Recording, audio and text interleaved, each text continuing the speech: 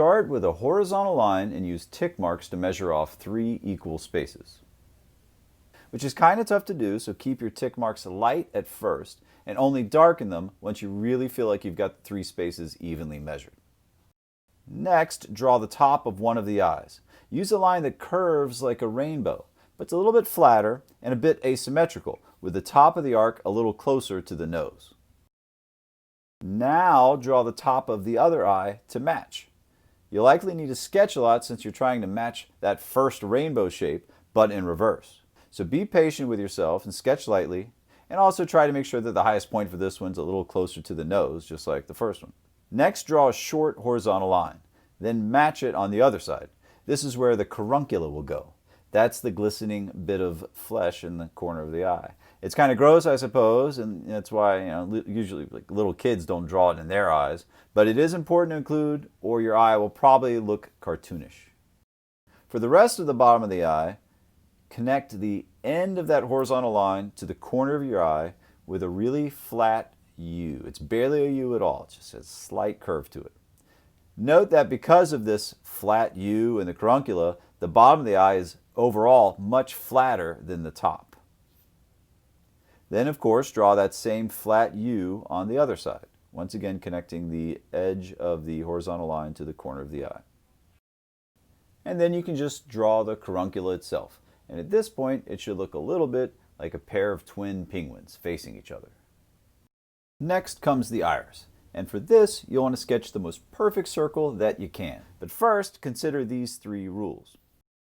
Iris rule number 1, the iris is a circle, which I know I already said, but it's really easy to draw the iris lopsided or stretched out, so heads up, sketch the most perfect circle you can. Iris rule number 2, the iris overlaps the top and the bottom of the eye shape, usually overlapping the top a bit more.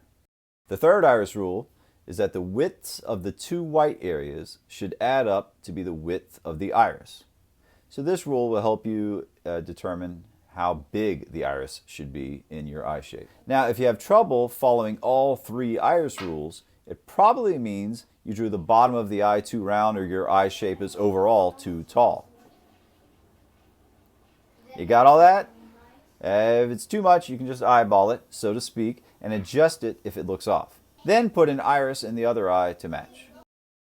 Next, add the pupil right in the center of the iris. Pupil is a perfect circle. For sizing purposes, think donut, not bagel or onion ring.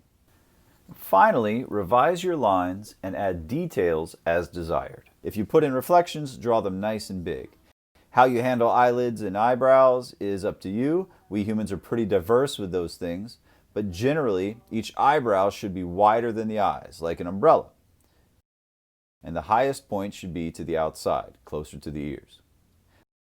A shortcut for eyebrow texture is to imagine a vanishing point for the texture lines between the eyes. Real eyebrow texture is a bit more complicated, of course, but this works in a pinch. You can follow all these steps but make very slight tweaks to the curves and get completely different pairs of eyes. Once you get the hang of all these steps, you can start with a very flat V shape instead of a perfectly straight line.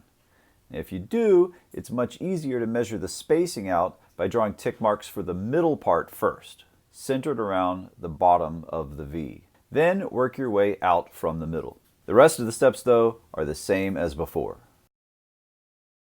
If you're drawing smaller, you can draw the tops of the eyes and the corners and not even bother with the bottoms of the eyes. I suppose this is because we have more eyelash material up top. Because if I draw the bottom of the eye, but not the top, it looks pretty wrong. But yeah, try practicing all these steps by filling a page with different pairs of eyes.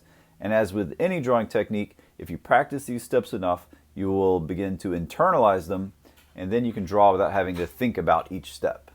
Afterwards, draw some eyes that you're actually looking at, either from photo references or a mirror. And that's the best way to discover the loads of details that'll help you take your drawings of eyes to the next level.